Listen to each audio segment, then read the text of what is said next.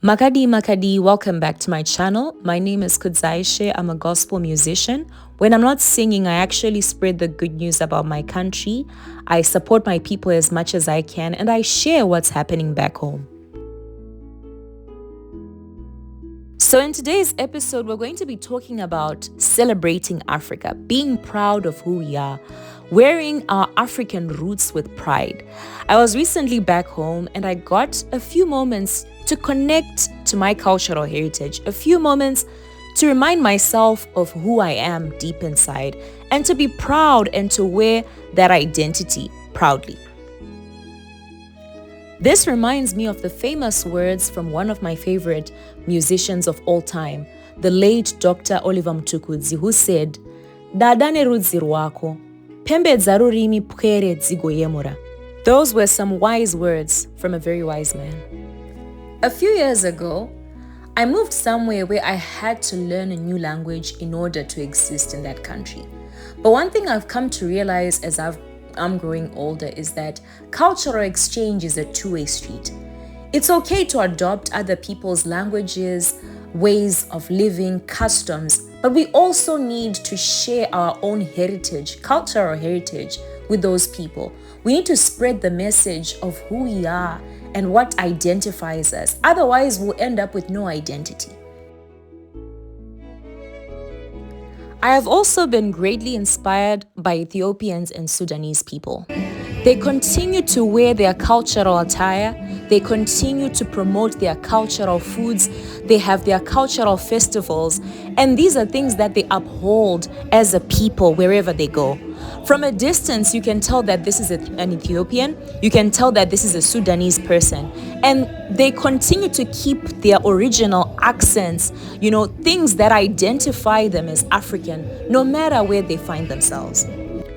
It is our duty to protect our languages so that they are still remembered years after. It is our duty to guard our heritage so that it's not lost.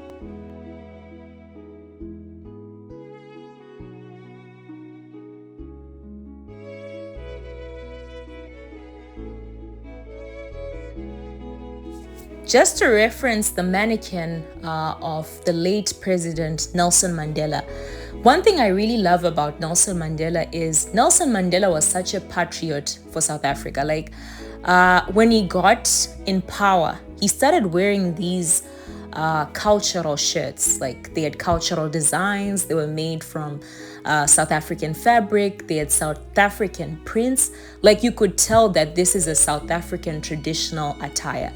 And whenever he went on stage, whenever he was in parliament, whenever he met other heads of state, he would be wearing this shirt. And in a way, he was promoting this particular South African designer. I even looked at a picture of him with Michelle Obama, and he was wearing that shirt. So this is one of the things that I'm talking about, of finding ways to promote people from your own country, finding ways to still remain in touch with your country, with your roots, wherever you are. And I feel like it's something very commendable. Let's also talk about the Zimbabwean-born, USA-based comedian Lenmo Jonasi, who competed in season 19 of America's Got Talent and finished in 5th place. The thing that I love about Lenmo is whenever he's performing, it doesn't matter whether it's in Africa or it's in the States or it's in which country, he'll always show up wearing an African printed shirt or an African printed t-shirt. And, he's got his natural locks. He sounds Zimbabwean. He still sounds Zimbabwean. And that's so important because it makes you realize that no matter how far he goes, or where he goes, he still stands as a representation of, our Zimbabwean brother who's, doing it big in the States. And I like that, and that makes him very relatable. Even the stories that he tells, no matter that he's speaking to crowds of, people from different ethnicities and international crowds, he still talks about his Zimbabwean heritage, his Zimbabwean, childhood stories, growing up in Zimbabwe, being a village boy in Zimbabwe. And it's something that makes him unique from all other comedians. He stands out because he has not left his heritage. He still represents those cultural dynamics, of being a successful person but still being from Zimbabwe. Speaking of cultural dynamics, one of the Southern African countries that I emulate a lot is South Africa. And the reason is that I worked in South Africa. And for me, one of my job requirements was actually learning Xhosa. I had to learn Xhosa to sell, medicines to South Africans, and most of the people that were coming to the store that I was working were actually English speakers, but they would refuse to speak in English, to communicate in English, because they would say, no, you are in Mzansi and, you have to kuluma, you have to speak our language, So for me, I'll always look at that and be amazed. And that's why I really believe that we don't need to speak in English to go global. Stay with me, say you'll be there. I really needed that reassurance.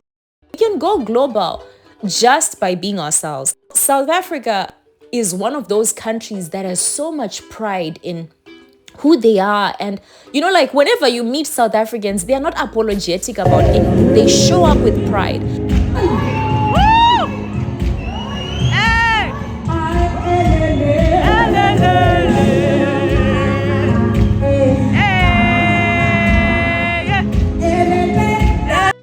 As I conclude this video, I just want to say that the objective again is for us to look inside, for us to remember that being African means we have a unique selling point. People want to hear African stories.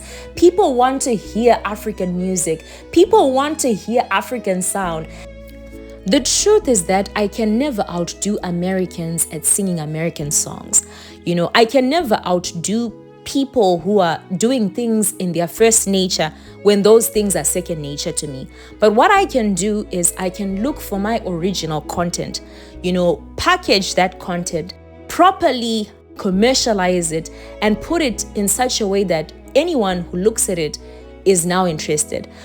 For me personally, I listen to a lot of cultural songs. I listen to Russian songs. I listen to Hausa songs, Igbo songs, Zulu songs, Soto songs, Tswana songs, and I actually enjoy looking for the meaning. Sometimes I sort of imagine what the person is trying to say. I can sort of guess because of, the spirituality or, the expressions that they are making. But I usually find that interesting because it makes me learn. It becomes a learning curve for me.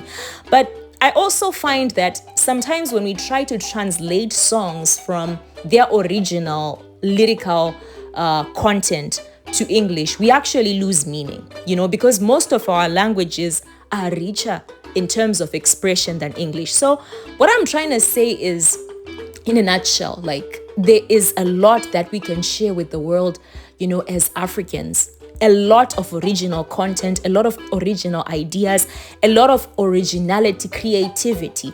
And I believe that now is the time for us to look, inside and see how can we market that? How can we package that? How can we commercialize that?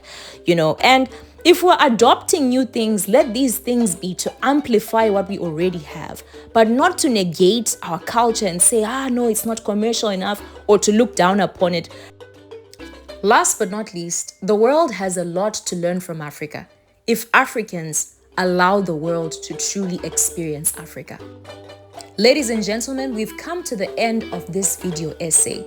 Do you agree with me that Africa has a lot to teach the world?